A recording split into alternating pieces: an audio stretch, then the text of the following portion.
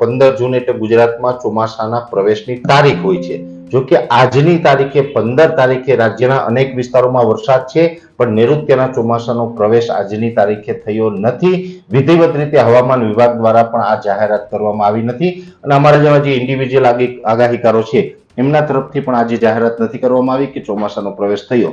એટલે નૈઋત્યનું ચોમાસું છે આમ તો સક્રિય થઈ ચૂક્યું છે, થોડુંક દૂર છે, પણ હજુ નૈઋત્યના ચોમાસાનો પ્રવેશ છે એ ગુજરાતમાં નથી થયો। આમ જોવા જઈએ તો નૈઋત્યનું ચોમાસું આ વર્ષે સમય કરતા વહેલું કેરળમાં આવ્યું, કર્ણાટકમાં આવ્યું, કોંકણ ગોવા સુધી આવ્યું અને અંતે મહારાષ્ટ્રમાં પણ સમય કરતા વહેલું પહોંચી ગયું હતું। નૈઋત્યનું ચોમાસું જે વહેલું પહોંચ્યું એમાં આપણે પાછળના વિડીયોમાં ઘણી વખત વાત કરી છે એમ કે અરબ સાગરમાં એક સિસ્ટમ હતી, ડિપ્રેશન હતું અને એને કારણે આ ચોમાસું છે વહેલું મહારાષ્ટ્ર સુધી પહોંચી ગયું હતું, પણ એ વહેલું ત્યાં પહોંચી ગયું પછી મહારાષ્ટ્રની અંદર ચોમાસું નિષ્ક્રિય થઈ ચૂક્યું હતું અને નિષ્ક્રિય ચોમાસું હતું એટલે અત્યાર સુધી આપણે વરસાદ ગુજરાતમાં કંઈ ખાસ નૈઋત્યના ચોમાસાનો પ્રવેશ ન થયો કે કોઈ ખાસ પ્રકારનો વરસાદ જોવા ન મળ્યો। બીજી વાત છે કે નૈઋત્યનું ચોમાસું છે એ લગભગ મહારાષ્ટ્રની અંદર 26 મે થી નિષ્ક્રિય થયેલું છે, એટલે આજે થઈ છે 15 જૂન, એટલે આમ તો કહી શકાય કે 20 દિવસ સુધી નૈઋત્યનું ચોમાસું ત્યાં નિષ્ક્રિય રહ્યું। આપણે ઘણી વખત એ પણ જણાવ્યું હતું કે જ્યારે જ્યારે નૈઋત્યનું ચોમાસું છે એ નિષ્ક્રિય થાય એટલે 12 થી 15 દિવસ કે 15 થી 20 દિવસનો સમય લાગતો હોય છે ફરી એને સક્રિય થતા। એટલે અત્યાર સુધી નિષ્ક્રિય રહ્યું છે। જો કે ગઈકાલથી હવે નૈઋત્યનું ચોમાસું સક્રિય થયું છે પણ હજુ મહારાષ્ટ્રમાં છે, ગુજરાતમાં નથી પહોંચ્યું। અરબ સાગરની અંદર અત્યારે એક સિસ્ટમ બની છે જે ગોવાથી પશ્ચિમ દિશામાં જે અરબ સાગરની અંદર એ સિસ્ટમ છે અત્યારે સાયક્લોનિક સર્ક્યુલેશનના સ્વરૂપમાં છે, આગળ જતા એ મજબૂત થઈ અને લો પ્રેશર અથવા તો ડિપ્રેશન બની શકે છે, એટલે કે આ સિસ્ટમ છે થોડીક વધારે મજબૂત બની શકે છે। જો કે અત્યારે સાયક્લોનિક સર્ક્યુલેશન છે જેને કારણે પણ અત્યારે જે આ નૈઋત્યનું ચોમાસું છે તે સક્રિય થઈ ગયું છે। મહારાષ્ટ્રમાં જે નૈઋત્યનું ચોમાસું જ્યાં નિષ્ક્રિય થયું હતું ત્યાં સક્રિય થયું એને કારણે ગુજરાતમાં છેલ્લા 2 દિવસથી અલગ અલગ વિસ્તારોમાં વરસાદ પડી રહ્યા છે।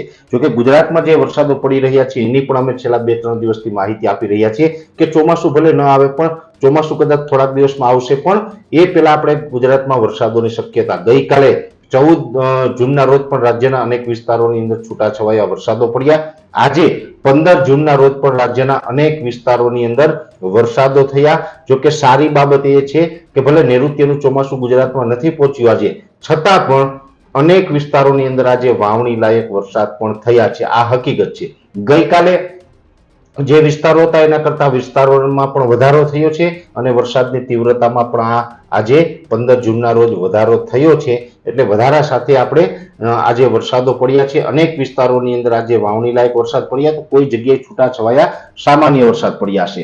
હવે નૈઋત્યનું ચોમાસું ક્યારે એની વાત કરવા જઈએ તો આમ જોવા જઈએ તો તમામ મિત્રો જાણો છો એમ કે છેલ્લા 2-3 દિવસથી અમે કહી રહ્યા છીએ કે 16 થી લઈ અને 20 જૂન સુધીમાં નૈઋત્યનું ચોમાસું છે તે સૌરાષ્ટ્ર અને દક્ષિણ ગુજરાત અને મધ્ય ગુજરાતના અમુક ભાગો છે તેને આવરી લેશે ને ચોમાસું આગળ વધશે। આમ તો આવતીકાલે 16 જૂન છે ને આવતીકાલથી ચોમાસું છે આગળ વધવાનું ચાલુ થઈ જશે। જોકે અત્યારે જે વરસાદ પડી રહ્યા છે તે પ્રી મોન્સૂન એક્ટિવિટી કહી શકાય, કેમ કે અરબ સાગરમાં કરંટ આવ્યો, ભલે ચોમાસું મહારાષ્ટ્રમાં છે પણ અરબ સાગરમાં કરંટ આવ્યો એટલે પ્રી મોન્સૂન એક્ટિવિટી જોવા મળી। આવી જ પ્રી મોન્સૂન એક્ટિવિટી મે મહિનાની 31 તારીખથી લઈને 27 તારીખ સુધી 21 તારીખથી લઈને 27 મે સુધી, એટલે એ પણ 7 દિવસ સુધી આપણે એક અઠવાડિયું માટે આવી જ પ્રી મોન્સૂન એક્ટિવિટી જોવા મળી હતી।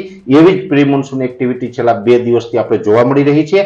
હવે આવતીકાલે 16 તારીખથી નૈઋત્યનું ચોમાસું છે તે ધીમે ધીમે આગળ વધવાનું ચાલુ થશે, એટલે આવતીકાલે મહારાષ્ટ્રમાંથી ધીમે ધીમે આગળ વધશે, એટલે ધીમે ધીમે હવે ગમે ત્યારે 16, 17, 18, 19 ગમે ત્યારે ગુજરાતની અંદર ચોમાસાનો પ્રવેશ થઈ શકે છે। જો કે ચોમાસાનો પ્રવેશ થાય સામાન્ય રીતે જોવા જઈએ તો 15 જૂને, આજે 15 જૂન છે, સામાન્ય રીતે દર વર્ષે 15 જૂને સૌરાષ્ટ્રના મોટા ભાગના જિલ્લાઓ, મધ્ય ગુજરાતના અમુક વિસ્તાર અને દક્ષિણ ગુજરાતના મોટા ભાગના વિસ્તારોમાં ચોમાસું આવી જતું હોય।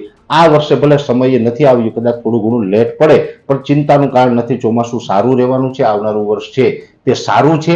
અત્યારે ચોમાસું સક્રિય થશે એટલે આવતીકાલથી 16 તારીખથી ધીમે ધીમે આગળ વધશે, એટલે 16 આવે, 17 આવે, 18 આવે, એ ટૂંકમાં 16 થી લઈને 20 તારીખ સુધીમાં આવી જશે। ચોમાસું આવશે એટલે જે રેગ્યુલર જેવી રીતે જોવા જઈએ તો લગભગ કાલે મુંબઈ પહોંચી જશે, પછી મુંબઈથી ધીમે ધીમે આગળ ચાલશે એટલે વલસાડ જિલ્લાની અંદર પ્રવેશ કરશે. દક્ષિણ ગુજરાતમાં ચોમાસું આવશે અને ધીમે ધીમે પછી સૌરાષ્ટ્રના દરિયાકાંઠા થઈને આગળ વધશે. એટલે લગભગ 20 તારીખ સુધીમાં સૌરાષ્ટ્ર, મધ્ય ગુજરાતના અમુક વિસ્તારો અને દક્ષિણ ગુજરાતના વિસ્તારોમાં ચોમાસું આવી જશે. અને જે કચ્છ હોય કે ઉત્તર ગુજરાતના અમુક ભાગો હોય એમાં અત્યારે પણ છૂટાછવાયા વરસાદોની શક્યતાઓ તો છે જ, પણ નૈઋત્યનું ચોમાસું છે તે 21 થી લઈ અને 30 તારીખ સુધીમાં એ વિસ્તારોને પણ આવરી લેશે. એટલે જૂન મહિનામાં વાવણી થઈ જાય એટલે લેટ ન ગણાય. આમ જોવા જઈએ તો અત્યારે ઠીક છે કે આ એક સિસ્ટમ બની જેને કારણે ચોમાસું હવે સક્રિય થયું છે, એટલે કે આપણે આશા જાગી છે.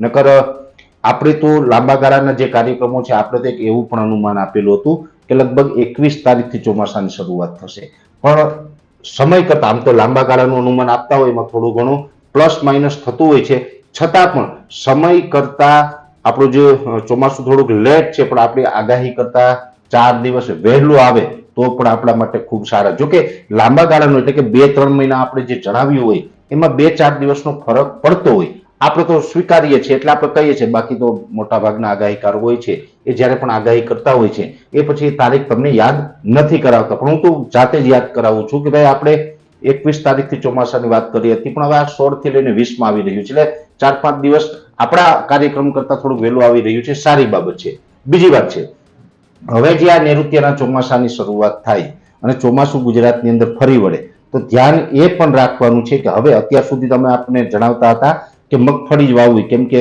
બીજા પાકો કપાસ હોય, સોયાબીન હોય એમાં વહેલું પડે એવું કહેતા હતા, પણ હવે આવતીકાલથી કોઈ પણ પ્રકારનો પાક વાવવો હોય એના માટે યોગ્ય સમય થઈ ગયો છે. કોઈ પણ પ્રકારનો પાક છે તે તમે વાવી શકો છો. હવે સોયાબીન હોય, કપાસ હોય, મગફળી હોય, ટૂંકા ગાળાની મગફળી હોય, બધા જ પાક વાવવાનો હવે સમય થઈ ગયો છે.